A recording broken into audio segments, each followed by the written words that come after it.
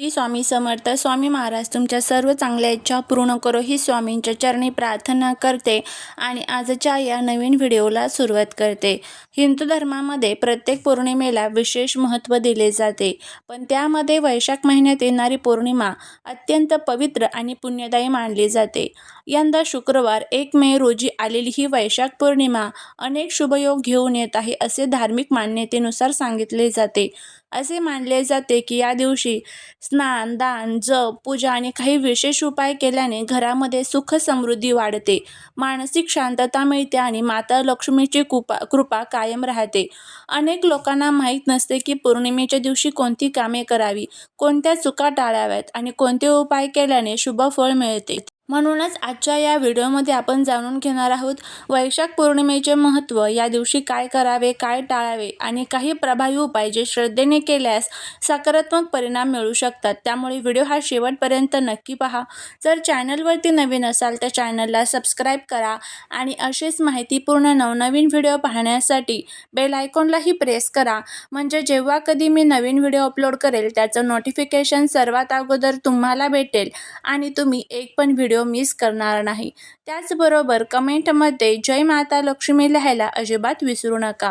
वैशाख पौर्णिमा ही भगवान विष्णू, माता लक्ष्मी आणि चंद्रदेव यांच्याशी संबंधित मानली जाते. या दिवशी चंद्र पूर्ण तेजामध्ये असतो, त्यामुळे हा दिवस मानसिक शांती, सकारात्मक ऊर्जा आणि आध्यात्मिक साधनेसाठी अत्यंत शुभ मानला जातो. अनेक ठिकाणी या दिवशी पवित्र नद्यांमध्ये स्नान केले जाते, दानधर्म केला जातो आणि देवपूजा केली जाते. धार्मिक मान्यतेनुसार या दिवशी केलेले पुण्यकर्म अनेक पटीने वाढून मिळते. पौर्णिमेला सकाळी काय करावे? पौर्णिमेच्या दिवशी सकाळी लवकर उठून स्वच्छ स्नान करावे. शक्य असल्यास पाण्यामध्ये थोडेसे गंगाजल किंवा तुळशीची पाने टाकावीत. यामुळे मन आणि वातावरण शुद्ध होते. त्याचबरोबर देवघर पूर्ण स्वच्छ करावे. जुनी फुले किंवा खराब नैवेद्य लगेच काढून टाकावा. देवासमोर तुपाचा दिवा लावावा. पिवळी फुले, हळद, तुळशी अर्पण करून भगवान विष्णूंची पूजा करावी. माता लक्ष्मीसमोर दिवा, अगरबत्ती लावावे. ओम नमो भगवते वासुदेवाय नमः या मंत्राचा जप करावा. त्याचबरोबर या दिवशी एक उपाय आवर्जून करावा. त्यामध्ये रात्री चंद्रदर्शन करून चंद्रदेवाला पाणी अर्पण करावे. पाण्यामध्ये थोडी अक्षत आणि पांढरी फुले टाकावीत. असे मानले जाते की यामुळे मानसिक तणाव कमी होतो आणि घरात शांतता राहते. एका छोट्या वाटीमध्ये तांदूळ घेऊन ते माता लक्ष्मीसमोर ठेवावेत. त्यानंतर प्रार्थना करावी, घरात सुख, समृद्धी आणि अन्नधान्य कायम राहू दे. दुसऱ्या दिवशी तांदूळ पक्ष्यांना खाऊ घालावेत. या दिवशी पाणी, साखर, तांदूळ किंवा अन्नदान करणे अत्यंत शुभ मानले जाते. दान केल्याने सकारात्मक ऊर्जा वाढते असे मानले जाते. या दिवशी मोठ्याने बोलणे, वादविवाद किंवा राग करणे टाळावे, कारण पौर्णिमेचा दिवस हा शांततेचा आणि सकारात्मक ऊर्जेचा मानला जातो. उरलेले अन्न फेकणे किंवा अन्न वाया घालवणे टाळावे. अन्न हे देवी अन्नपूर्णेचे रूप मानले जाते. देवांसमोर सुकलेली फुले, खराब पाणी किंवा जुना नैवेद्य ठेवू नये. यामुळे नकारात्मकता वाढते. खोटे बोलणे, अपशब्द वापरणे किंवा इतरांना दुखावणे टाळावे. या दिवशी मन आणि वाणी शुद्ध ठेवणे महत्त्वाचे असते. महिलांनी संध्याकाळी तुळशीसमोर दिवा लावावा. शक्य असल्यास पांढऱ्या किंवा हलक्या रंगाचे वस्त्र, स्वच्छ कपडे परिधान करावे. घरातील वातावरण आनंदी ठेवण्याचा प्रयत्न करावा.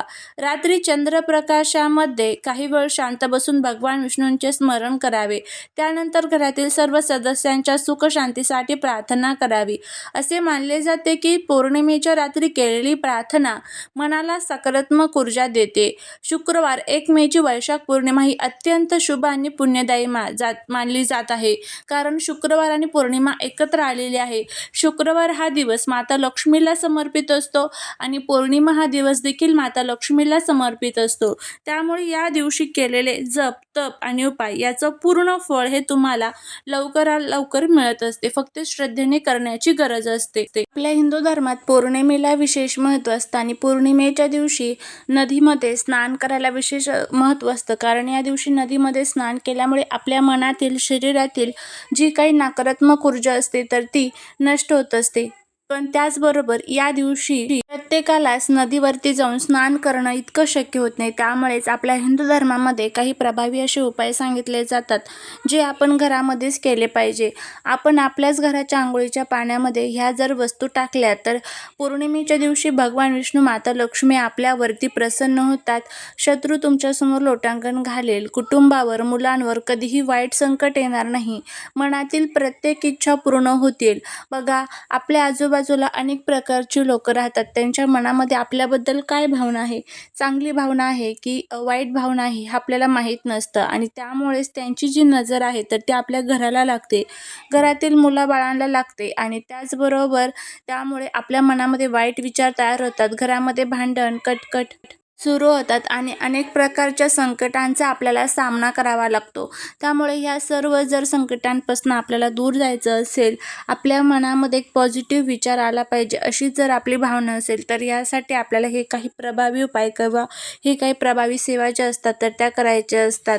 शक्य असेल तर तुम्ही नदीवरती जाऊन स्नान करू शकता. पण जर शक्य नसेल तर सकाळीच तुम्हाला आपल्या अंघोळीच्या पाण्यामध्ये ह्या वस्तू ज्या आहेत तर त्या टाकायच्या आहेत. बघा, उद्या शुक्रवार आहे, देवी लक्ष्मीचा वार आहे आणि त्याचबरोबर पौर्णिमा देखील आहे, जी देवी लक्ष्मीला समर्पित असते. उद्या घरामध्ये खीर जी आहे तर ती आवर्जून तुम्हाला करायची आहे, जेणेकरून देवी लक्ष्मी आपल्यावरती प्रसन्न होईल. देवी लक्ष्मीला याचा नैवेद्य हा आवर्जून दाखवायचा आहे. आता या वस्तू कोणत्या आहेत तर त्या आपण बघूया. यासाठी सकाळी लवकर उठायचं. सकाळी 8च्या अगोदर जर हा उपाय तुम्हाला करणं शक्य झालं तर अतिशय उत्तम. नाही तर मग तुम्ही 8 नंतर जेव्हा कधी जमेल तेव्हा तुम्ही हा उपाय करू शकता. कारण बघा, आपल्या धर्मग्रंथांमध्ये सांगितलेलं आहे, सकाळची म्हणजे पहाटे 3 ते 5ची जी अंघोळ असते तर ती देवांची अंघोळ मानली जाते. त्यानंतर 5 ते जी अंघोळ असते 5 ते 6 तर ती ऋषीमुनींची अंघोळ मानली जाते. 6 ते 7ची ही मानवाची अंघोळ मानली जाते आणि 8 नंतरची जी अंघोळ असते तर ती राक्षसांची अंघोळ मानली जाते. त्यामुळे शक्यतो करून 8पर्यंत तुम्हाला हा उपाय करण्याचा प्रयत्न करायचा आहे. आणि रोज ज्या वेळेस आपण अंघोळ करतो तर ती 8च्या अगोदरच आपली अंघोळ जी आहे तर ती झाली पाहिजे. आणि अंघोळ करत असताना एक मंत्रसुद्धा सांगणार आहे, तर तो मंत्र देखील तुम्हाला म्हणायचा आहे. तर अशा पद्धतीने बघा, काय करायचं आहे, एक प्लेट घ्या. त्या प्लेटमध्ये तुम्हाला हे साहित्य ठेवायचं आहे. त्यामध्ये तुम्हाला थोडेसे हळद ठेवायचे आहे, तांदळाचे 11 दाणे ठेवायचे आहे आणि त्याचबरोबर थोडेसे काळे तीळ ठेवायचे आहे. ह्या सर्व वस्तू तुम्हाला तुमच्या अंघोळीच्या पाण्यात टाकायच्या आहे. आणि अंघोळ करत असताना तुम्हाला ओम नमो भगवते वासुदेवाय नमः या मंत्राचा जप करायचा आहे, किंवा मग श्रीराम जय राम जय जय राम या मंत्राचा सुद्धा तुम्ही जप जो आहे तर तो करू शकता. आता बघा, अंघोळ झाल्यानंतर जे खाली तुळशीचे पानं वगैरे पडलेले असतात तर ते उचलून घ्यायचे आहे, निर्माल्यामध्ये टाकून द्यायचे आहे. ते तसेच बाथरूममध्ये ठेवायचे नाही, कारण बाथरूममध्ये जी निगेटिव्ह एनर्जी असते त्यामुळे आपल्याला ते उचलून घ्यायचे असतात आणि कोणाच्या पायाखाली येईल तुळशीची पानं अशा ज्यामुळे ते आपल्याला उचलून निर्माल्यामध्ये टाकून द्यायचे आहे. तर अशा पद्धतीने आपल्याला हा जो उपाय आहे तर तो करायचा आहे. अगदी साधा सोपा उपाय आहे, तुम्ही करून बघा.